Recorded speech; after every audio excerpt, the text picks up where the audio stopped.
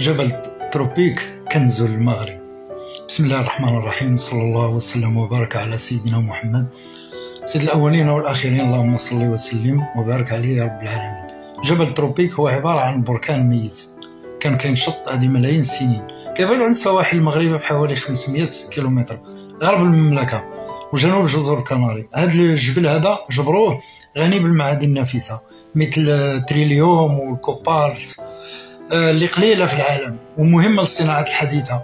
التريليوم يعتبر من المعادن المهمة اللي أصبحت مطلوبة خصوصا في الصناعات الإلكترونية كصناعة بطارية الهواتف والألواح الشمسية. ويقدر مخزون هذا المعدن في جبل تروبيك بحوالي 10% من المخزون العالمي. أما مخزون الكوبالت فحسب تقارير المعهد الإسباني للمحيطات يكفي لتصنيع أزيد من 270 مليون سيارة كهربائية، أي بنسبة 54% مما هو متوفر في العالم. وكما يعلم الجميع في السيارات الكهربائية هي سيارات المستقبل.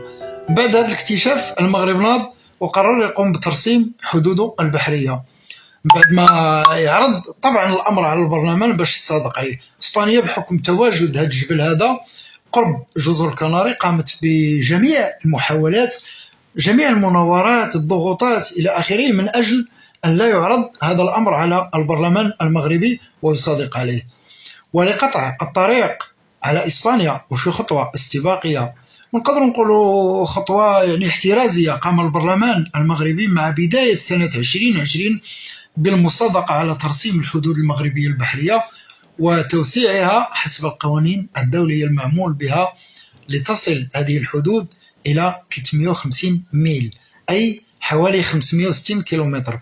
ولتذكير فقط بخصوص حدود إسبانيا، فالقوانين الدولية تعطي الحق للجزر فقط في 200 ميل. هذا الاكتشاف الكبير أسهل لعاب العديد من الدول أبرزها ألمانيا التي حاولت يائسة لي ذراع المغرب والضغط على وتر الملف الحساس لدى المغرب اللي هو الصحراء المغربية أكثر من مرة، ثم أيضا الصين وتركيا وغيرها، إلا أن أمريكا الحليف الاستراتيجي للمملكة كان لها رأي خاص، حيث قامت إدارة ترامب بالاعتراف بمغربية الصحراء وأجرت مع المغرب مناورات عسكرية مهمة كبيرة أبرزها كانت بواسطة واحدة من بين كبريات أساطيلها البحرية كإشارة منها لردع أي أطماع أجنبية. سؤال للمجتهدين، شنو يمكن لكم تقولوا لنا على هذا جبل تروبيك هذا؟ ولا عجبكم الفيديو بارطاجيوه.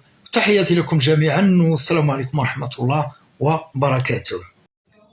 وقبل أن أختم هذا الفيديو أذكركم كالعادة بالتعاون معنا في هذه القناة. نعم، تعاون، وضغطوا على زر الإعجاب بالفيديو إذا أعجبكم طبعا، واشتركوا في القناة.